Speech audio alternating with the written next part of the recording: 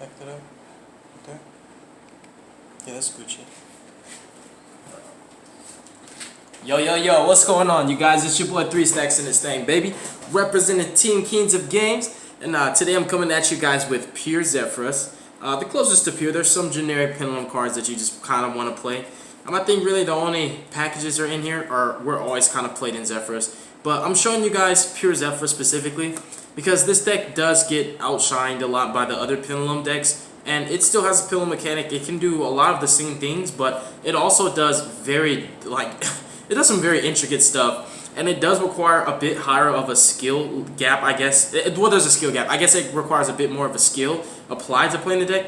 So I think that's why a lot of people haven't been able to take it as far as they want, so they end up playing like Magicians or Pure Endymion and stuff. But I will say, Zephyr on its own deserves spotlight because it's a crazy good Pendulum deck, and it can build boards, it can break boards, but it also has a weird control element that's unlike other Pendulum decks where it can play just like a stun deck, but have the same potency of a combo deck. It's very hard to explain it. It doesn't mirror Salamangreats because it came out before Salamangreats were even thought of, but this deck is just so good. And I love Zephyr specifically. The reason why they're my second favorite deck in the world is because I'm a Hidden Arsenal geek. I'm such a nerd when it comes to Yu-Gi-Oh lore. I know the story of the Zephyrs.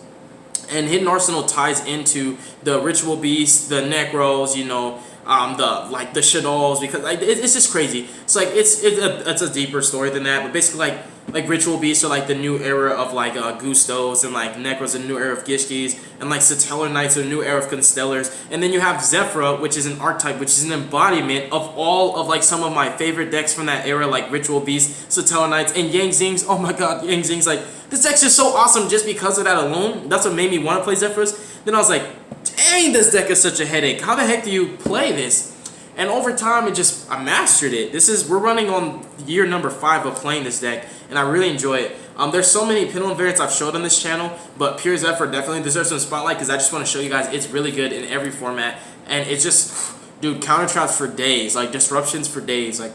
You have a turn 2 play and a turn 3 play, which is something that most Pendulum decks don't typically get because they just invest all their eggs into that one basket and think, my unbreakable board is just not going to beat me. But like this deck can always play past turn 2. It can grind. Like you can just do a pin summon for 1 and just keep going. Like it's so good, dude. So we're going to start off with the monsters. 3 copies of my Anger Translator, Zephyr, the Wrath of the Gods. The card is literally the best Pendulum scale in the freaking game. Honestly, he's really just the best Pendulum monster, just period. If I was to put a ranking on Pendulum monsters, I would say hands down, I know people love Servant of Endymion and Master and all that, I would say Zephyr is the best Pendulum monster that was ever made. Like, dude, before we got locked into this master rule where links are required for the mechanic to be abusable again, this card was actually stupid because you could Pendulum summon twice. Like, it was so stupid. It's pretty hard to pull that off now. You can still do it. It really can still come up. But, dude, his scale effect is crazy. This card actually nets you like a +3. You scale it, you get a Zephyr Neo on board, then you get a counter trap in rotation, or a Providence, which turns into an Oracle. Oracle could turn into a monster. So it just turns into so many different things. Like, it's so insane. You absolutely need to max out on it. You gotta see it. You're playing pure Zephyr, dude. 3 copies of Zephyr Neo, the lifeblood of the deck. These are the best cards in the deck, honestly. They just get you there. You don't need to make crazy boards with this deck. Playing pure Zephyr, you can just really just outplay your opponent skillfully. Just using your interruptions on the correct card, making them have the most value and the highest impact. Like instead of just, oh, I have 5 negates, so I'm just going to negate any card you see. When you have 2 to 3, then you really need to know what you're doing to stop them. We have 2 copies of Zephraxi because Zephraxi is also imperative, not for the chain blocking necessarily, but just for the synchro options. There's lots of synchros that I used to have, but when I sold my binder at YCS Las Vegas, I realized I sold my Chao Feng, my Ultimira Gotams, just quite a few of the cards that I normally play in pure Zephyrs, like Ignister and all that. But luckily, Maddie, you know who you are when I'm say that, he sent me some cards to help me to kind of like come back off of that. But there's still cards in the extra that I just can't make because I didn't realize what was in my binder. You guys ever been there when like you sell your binder and you're like, ah, dang, you know when you have a card behind a card and I'm like, dang, I should have checked behind every card because then you end up like giving it away. So I basically like just took a L. But yeah, anyways, that's totally off topic. So yeah, 2 copies of Zephraxi in pure, you definitely need multiples. Also, just hard drawing them, sometimes you get targets for your 9 pillars. 9 pillars is disgusting.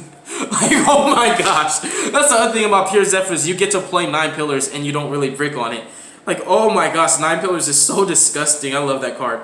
And then we have one Saitan, one Dubin, your spot removal for going second. Even though it's pure, you still only need one of them. They're very recursive, and you just always get what you need with this deck. It's nice. And Windy, especially with the Electromite being banned, this is just going to keep you in the game. It allows you to just keep adding your cards back. Just keeps you grinding, and you just normal effect to add, then pin summon, effect to add. Because it's actually not once per turn, it's just the you can only special summon that's once per turn. So you can actually just normal Windy, add from extra deck, pin summon Windy, add from extra deck. So she's just always plussing.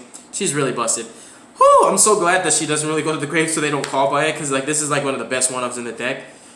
Zephyr and Pilica, for interactions when you're using Dragon's Ravine, and you pitch a Zephyr, then you can then use this for your normal or your pin. And then you just target the Zephyr, or Ritual Beast, but mainly Zephyr in the grave, and then revive it. So it also helps you like recover from a strike. So like if you they strike your pin summon, you can just normal this, bring something back, and then you can make a generic, and you just get follow-ups. It's really nice. So that's it for the Zephyr lineup. You play the 4, 7, 9, 13, 12 Zephyrs actually, 12 Zephyrs. And then for the generic cards, like I said, it's pure, but there's just certain cards you just kind of have to play. 3 Abductors, it's one of the better low scales of the deck, and also it can just really get you there. Sometimes your hands just don't have everything you need.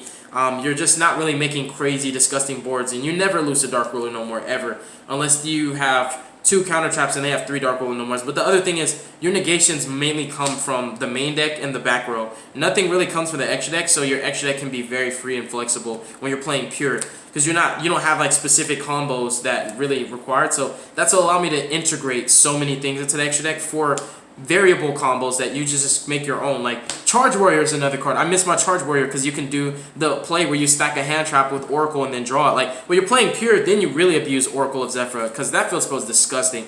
Like, woo! I miss my babies. I'm so glad I'm playing pure again. Woo! So we have 3 copies of Master Cerberus, 2 copies of Jackal King. The Mythical Beasts are just very important. This just helps you to just play through more interruptions going second. It being hit in the scale, like they ash it doesn't really work on this deck, because you like rarely ever pin summon like level 4s. Like it's once in a blue moon, but typically you just normal them anyway. So this being ashed doesn't hurt at all. I'm actually grateful if they ash it, because then I'm like, Zephyr Neo is not getting ashed, and Zephyr Neo is just disgusting. Like Zephyr Neo is like plus 1,000. Like, because after you resolve it, it's like coming back. You're just going to pin summon it again. So, like, Zephyr Neo just keeps you in the game. It's so stupid. We have 2 Dank Worms, 1 Gate Zero, and then a Proxy Destrudo. I don't have any Destrudos.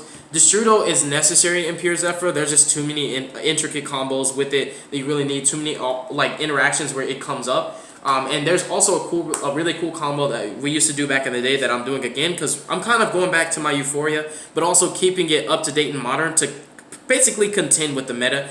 You just do your absolute play. So you would just like Destrudo into anything, and then go into the Meteor Burst, target the Gate Zero, summon it, overlay, bam, and then you have your Odd Eyes Vortex play. You can even leave the absolute there and just summon IP Masquerena, so then you link with that and that another card into Appaloosa on your opponent's turn, and then use the Vortex to bounce. Like, you just do disgusting stuff with this deck. Like, I don't even hardly ever like I proxy IP Masquerena because I just can't afford it right now. But like typically in my pure Zephyr combos, I'm like leaving the absolute instead of just hard summoning Vortex right there, you just leave the absolute on the field with the IP Masquerena, so that whenever you they're like, oh, battle phase, they try to bait it, right? And you're like, just link all 4 into Appaloosa, effective absolute engrave, and you have a counter trap for the call by, so they call by, you're like Zephyr Divine Strike, it doesn't matter. And then you summon Vortex, and then you bounce, and then like your link monster can't be destroyed. So it's just really disgusting. So I really like IP with absolute instead of just hard link summoning and then summoning Vortex out on your turn. I'm doing it a little bit more big brain than that.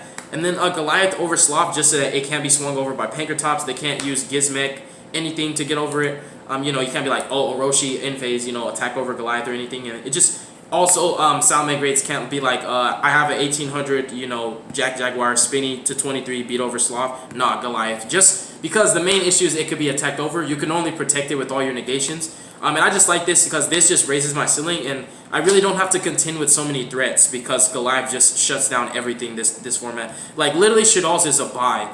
Sound Migrates is a buy.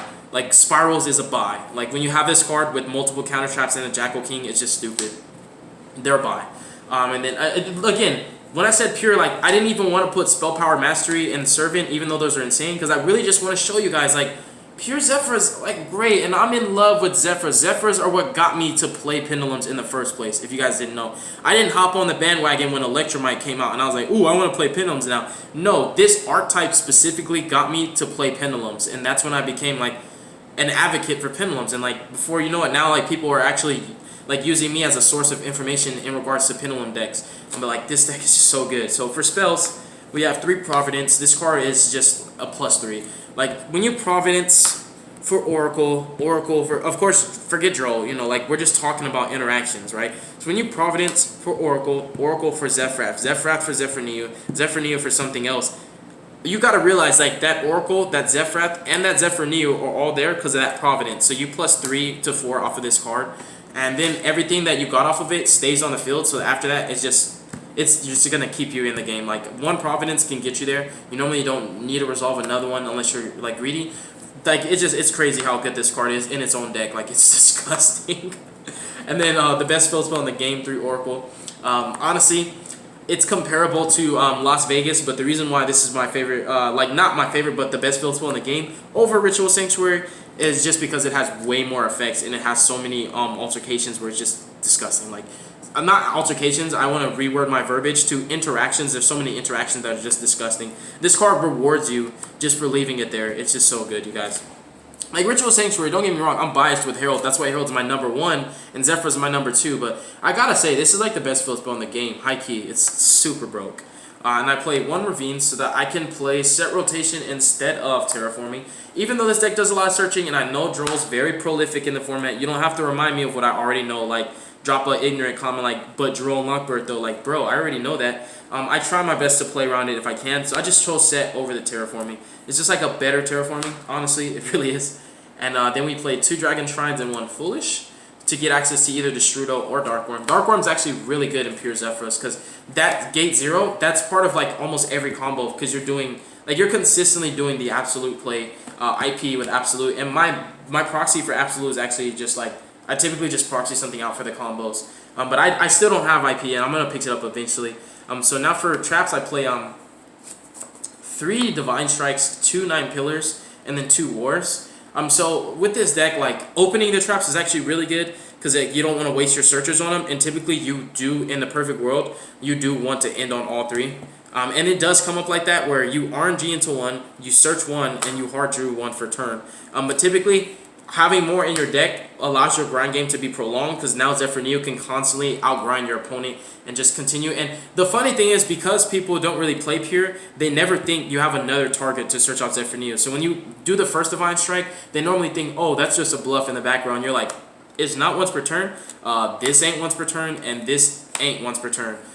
This ain't even a counter trap, right? This is not, my bad, before somebody tries to correct me. This is not a counter trap, and it is once per turn, which is weird. But Divine Strike is the best card to open because when you're playing Pure, it's way too easy to get Zephyrs in your extra deck. Like, literally, just link them off. Use Zephyr. You don't even have to pin summon. Scale Zephyr, use his effect to send something to the extra deck. Set that, bam, it's already alive now. So it's like testing. It doesn't break. And when I say testing, like, dude, I've been playing Zephyrs forever. I've tested every ratio of all the traps. I even have profiles: first, second, third place, 10th place, top 8. Top 20, not top 8, top 32, like so many different profiles of Pure Zephyros with other mixed engines and stuff, like with so many of these traps. Like, I just firmly do, I don't believe in this. Like, when I see this in a Zephyr profile, I'm like, oh my gosh. They normally play 1 of each. Bro, these cards are disgusting to draw, and because you draw them for turn, they just really don't see it coming because they didn't see you search it.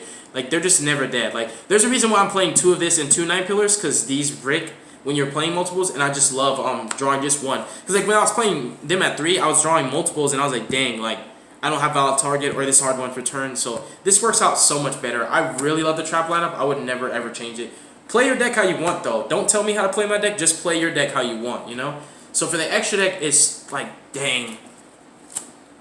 This feels like a crumbled up biscuit that wasn't even cooked in the oven. That's what I feel like about my extra deck. Because I need my shooting Rysar. You know, there's just so many cards. Savage is somewhere else. Cypher Unload Omega is somewhere else. I have a conglomeracy of cards everywhere, all over this table. And there's just big piles that I just was like, I'm burnt out on grinding, uploading all day. And I just didn't feel like looking for them. So, honestly, pay no mind to most of this extra deck. Because a lot of the cards that you're going to say, but what about this? I have it or I don't have it.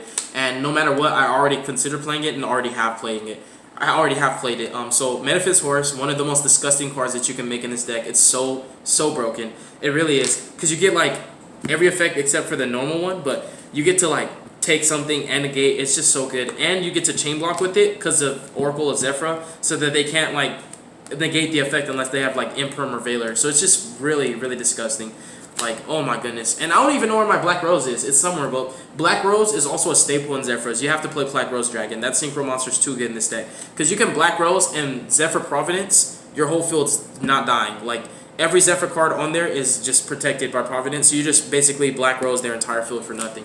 Dragster. So just keep in mind, there's so many cards that I just am not in the extra deck, because either they're somewhere in piles of cards that I just didn't feel like looking because I'm really exhausted, or I either accidentally sold them in my binder, which I had cards behind pages and I didn't pay attention, or I just literally don't have them. Like IP Masquerena, I literally just don't have her.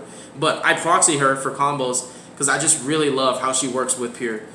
We have Meteor Burst. This is basically, this is supposed to be the Chow Fang, but like Chow Fang got accidentally sold, and I really wish I didn't, because when you basically use 9 pillars on Chow Fang, you can actually search out like Gamma or Ogre, and that's like, I really didn't want to play the one Valor, the one Ogre, because I don't have Chow Fang. Like, but if Chow Fang was here, Gamma and Ogre and Valor could potentially be played in your deck and be searched, but I would just do the Ogre and the Valor.